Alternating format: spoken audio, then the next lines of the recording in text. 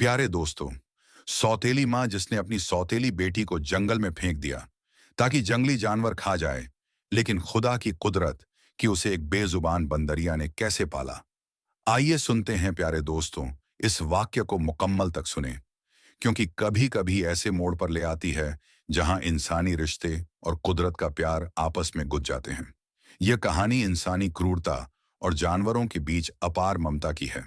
एक छोटे गांव से होती है जहां आयशा का जन्म हुआ। उसके माता पिता राशिद और जमीला गरीब होने के बावजूद बहुत खुश थे।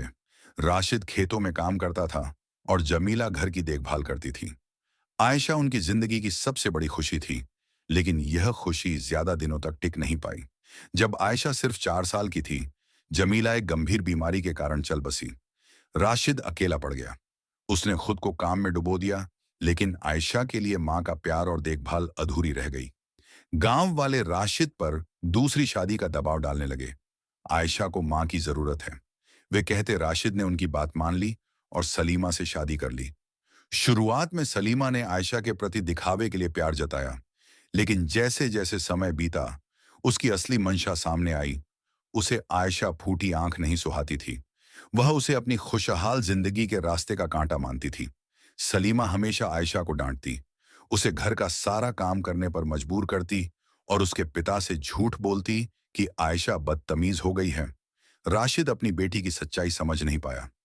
एक दिन सलीमा ने सोचा, अगर आयशा मेरी जिंदगी से हमेशा के लिए चली जाए तो सब कुछ ठीक हो जाएगा। उसने एक खतरनाक योजना बनाई।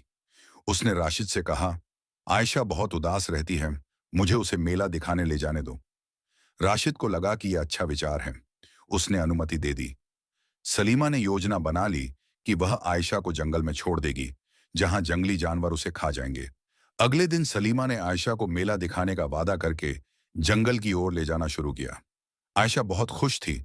उसने रास्ते में अपनी मां से कई सवाल पूछे। अम्मी, क्या हम झूले पर बैठेंगे? अम्मी, आप मेरे लिए चूड़ियां खरीदेंगी? सलीमा हर बार मुस्कुराकर जवाब देती, लेकिन उसके मन में आयशा को लेकर क्रूर विचार चल रहे थे।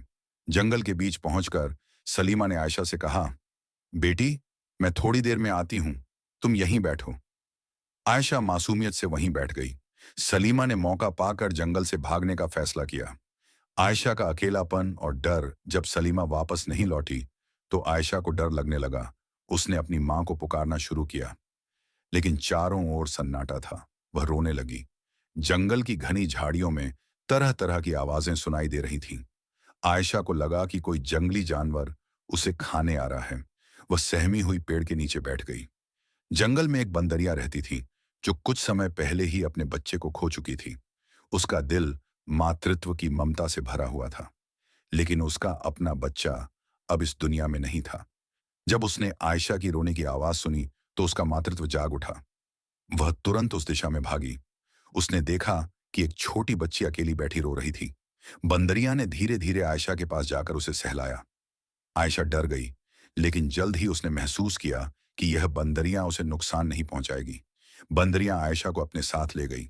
उसने उसे जंगल के फल खिलाए, झील से पानी पिलाया और ठंडी रातों में उसे अपनी गोद में सुलाया।